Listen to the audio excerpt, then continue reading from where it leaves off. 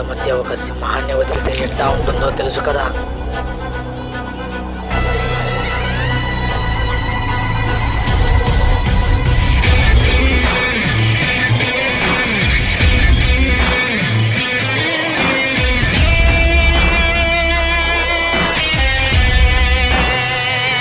అలాంటిది ఆ మనుషుల మధ్య వాన్నే వదిలారు. వాడు మారణ హోమాన్ని మొదలు పెట్టాడు.